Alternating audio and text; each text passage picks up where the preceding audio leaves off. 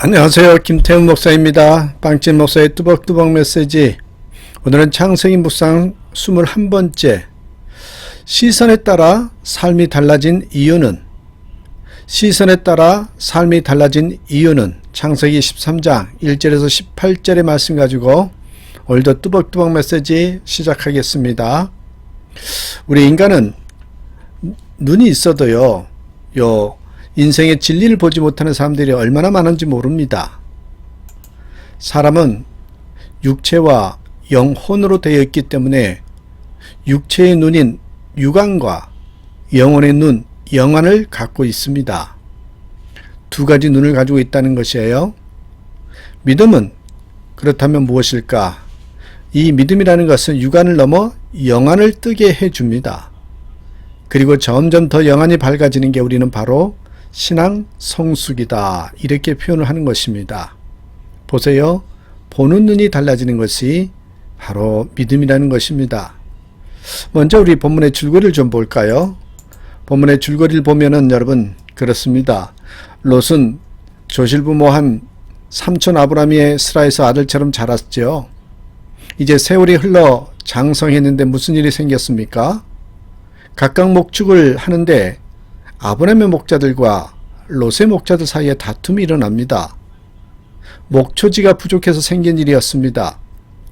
아브라함이 가만히 보니까 이 목자들 다툼에 삼촌과 조카 사이에 의가 상할 수도 있는 상황이었습니다. 그래서 조금 떨어져 지내자고 제안을 하죠. 자네가 좌하면 나는 우하고 자네가 우하면 내가 좌하겠네. 롯은 버릇없이 먼저 선택합니다. 그리고 감사의 말 한마디 없이 멀리 떠납니다. 홀의 자식이 있지요. 가다 소돔까지 갑니다. 하지만 아브라함은 가나안 땅을 떠나지 않고 고수합니다.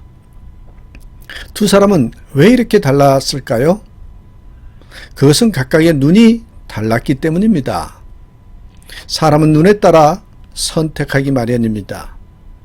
그래서 제 눈에 안경이란 말이 있는 것 아니겠습니까? 그래서 저는 분명하게 시선에 따라 이렇게 삶이 달라진다 라고 저는 생각을 합니다. 아브라함과 롯의 눈을 이렇게 비교할 수 있을 것입니다. 아브라함은 영안이 밝았고 그래서 먼 미래까지 바라보는 원시안을 갖고 있었습니다. 그랬죠. 반면에 롯을 보십시오.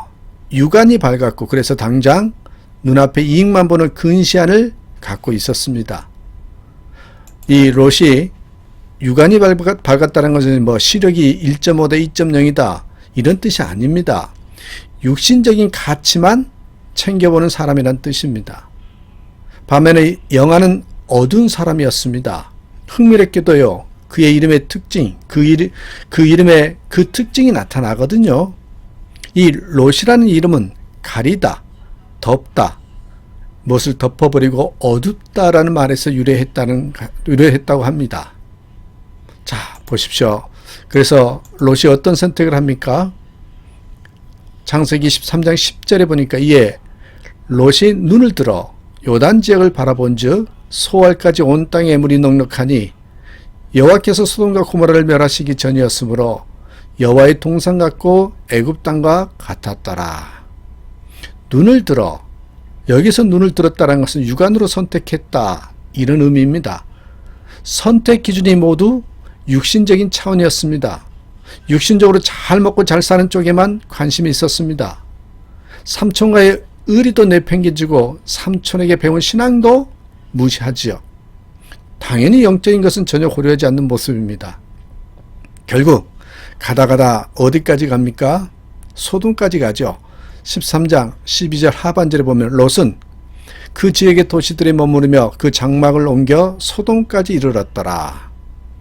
소돔은 물질 문명이 발달했는지 모르지만 어떤 곳이었습니까? 여러분 13장 13절을 보십시오. 소돔이 어떤 곳이었는지. 소돔 사람은 여호와 앞에 악하며 큰 죄인이었더라. 여러분, 육신적으로 살기 좋다는 이유 하나만으로 제약의 속을로 기어들어간 겁니다. 나중에는 어떻게 되든 당장 잘 될 것 같았던 겁니다. 육안으로 그리고 근시안적으로 선택했음을 알 수 있습니다. 그 지점이 뭐예요? 무엇을 보느냐? 시선이었습니다. 마치 이와 같습니다. 불나방이 당장 눈앞에 불빛을 보고 흥분한 나머지 춤추며 달려들지요. 잠시 후 죽을 줄도 모르고 말입니다. 롯이 딱 이랬습니다. 그와 달리 아브라함은 영안이 밝았습니다. 육신적 가치는 좀 손해를 보더라도 영적인 가치를 중시합니다. 그는 가나안 땅을 고수합니다. 보세요. 여러분, 아브라함은 13장 12절 상반절에 아브라함은 가나안 땅에 거주하였고, 그렇지만 눈앞의 현실은 암담했습니다. 가나안은 척박한 땅이었거든요. 사실은 12장 뒷부분을 보면 가나안 땅이 기근이 들어서 비옥한 애굽 땅으로 간 적이 있었지요. 막상 그곳에 가니까 현지인들이 들어왔습니다. 아내 사라의 미모 때문에 혹시 자신에게 위험이 닥칠까봐 누이라고 거짓말하죠. 그런데 그 말이 족쇄가 됩니다. 소문을 들은 애굽 왕 바로가 부인 사라를 넘보는 통에 곤욕을 치릅니다. 하나님이 개입하셔서 바로 왕을 혼내주셨기에 망정이 정말 큰일 날 뻔했지요. 바로 왕이 보상 차원에서 준 재물을 갖고 돌아왔지만 10년 감수했습니다. 영적으로 큰 교훈을 얻고 이번에는 영안으로 하나님의 약속을 보면서 가나안 땅을 고수했던 겁니다. 물론 그도 육체를 가진 인간인지라 잘 먹고 잘 사는 데 관심이 있었기에 조금은 마음이 흔들렸을지도 모릅니다. 그리고 자식처럼 의지하던 롯이 훌쩍 떠나간 후에 허전하고 두려운 마음도 있었을 겁니다. 다행히 하나님은 그의 선택을 격려해 주셨습니다. 자, 13장 14절 15절 보십시오. 롯이 아브라함을 떠난 후에 여호와께서 아브라함에게 이르시되 너는 눈을 들어 너 있는 곳에서 북쪽과 남쪽 그리고 동쪽과 서쪽을 바라보라. 보이는 땅을 내가 너와 내 자손에게 주리니 영원히 이르리라. 눈을 들어 보라고 하셨는데 여기서 눈은 단순히 육안만 가리키는 게 아닙니다. 영안을 가리키는 겁니다. 영안. 그러니까 하나님의 약속대로 장차 육적인 이스라엘 백성을 넘어 영적인 이스라엘 백성이 엄청나게 번성할 것을 말씀하신 겁니다. 13장 16절 한번 보시겠습니까? 내가 내 자손이 땅에 티끌 같게 하리니 사람의 땅에 티끌을 능히 셀 수 있을진데 내 자손도 세리라.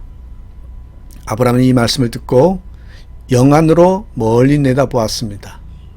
아브라함이 영안으로 멀리 내다보았다라는 그 증거가 무엇입니까?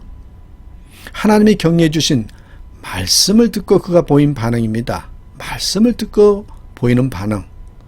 이동하기는 했지만 가나안 지경 안에서 움직입니다. 그리고 가는 데마다 하나님께 예배하죠.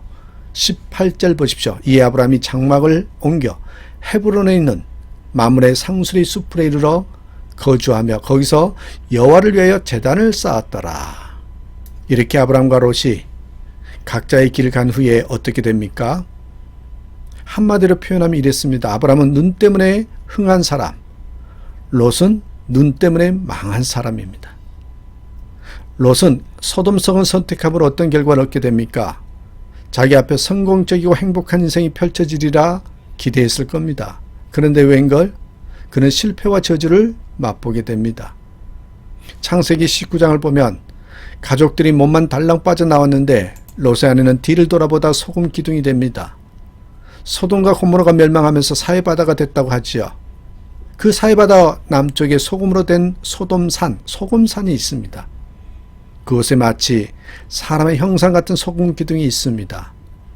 특정할 수는 없지만 많은 사람들이 그것을 가리켜서 롯의 아내 소금 기둥 이렇게 부릅니다. 순례객들이 사진을 찍는 포토존이 됐으니 얼마나 비극적입니까?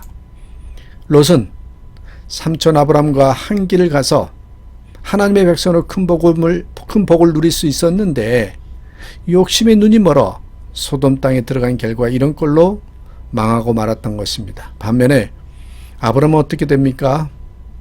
아브람은 세월이 갈수록 육적으로 영적으로 번성합니다. 처음에는 롯이 육신적으로 앞서 나가는 것 같았는데 그게 아니었지요. 롯은 알거지가 됐지만 아브람은 갈수록 부욕해 됐습니다. 성경은 그의 말년의 모습을 이렇게 증거합니다. 24장 1절에 보니까 아브람이 나이가 많아 늙었고 여호와께서 그에게 범사의 복을 주셨더라. 많은 사람들이 애창하는 복음성가 가운데 시선이라는 노래가 있습니다. 김명선 전도사님이 작곡한 노래입니다. 그는 유년 시절에 달동네 판잣집에서 자랐다고 합니다. 게다가 도박 중독으로 가정을 돌보지 않는 아버지와 생계를 위해서 고생하는 어머니 사이에서 가난과 고독 속에 살았습니다. 하지만 하나님에게 시선을 놓지 않고 살았습니다. 그러다가 찬양 사역자의 길을 가게 됐고 시선을 쓰면서 길이 활짝 열립니다. 그런데 인생이 녹록치 않지요. 예기치 않은 슬픔이 닥쳐옵니다. 남편이 담도함으로 앓다가 훌쩍 천국으로 떠난 것입니다.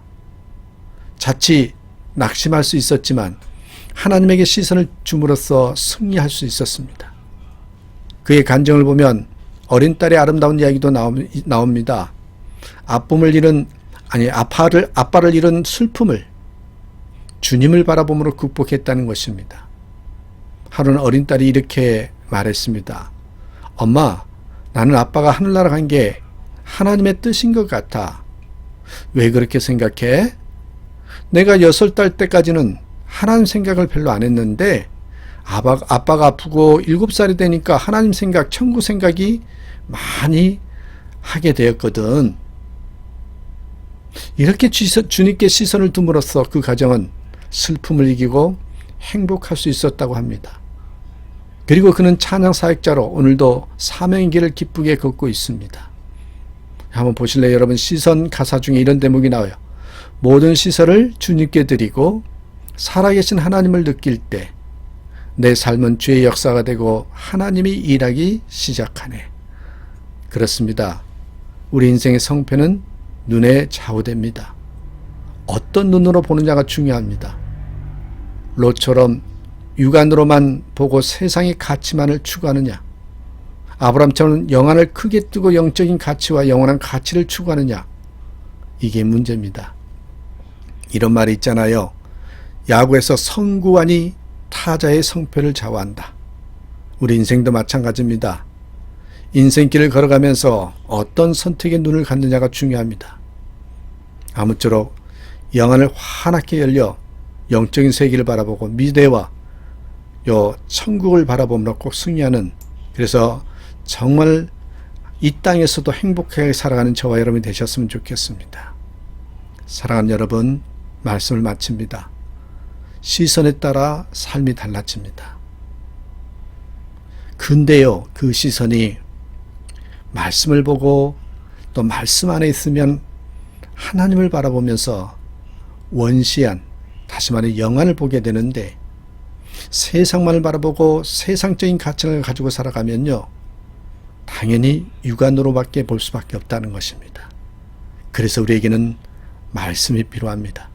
그래서 우리에게는 이런 뚜벅뚜벅 메시지와 같은 그런 메시지가 하루하루 삶 속에 굉장히 중요하다는 거 잊지 마시고, 그 말씀 때문에 시선이 달라지는 걸 기억하시면서 시선에 따라 특별히 우리가 육안이 아닌 영안이 열려지는 그런 신앙 성숙의 사람이 되는 저와 여러분 되시길 주님의 이름으로 축복합니다. 오늘도 한번 우리 고백합니다. 나는 예수님 때문에 행복합니다. 행복의 이유, 바로 예수님께 있다는 걸 기억하시면서 예수님 안에서 살아가는 저와 여러분 되시길 주님의 이름으로 축복합니다. 감사합니다.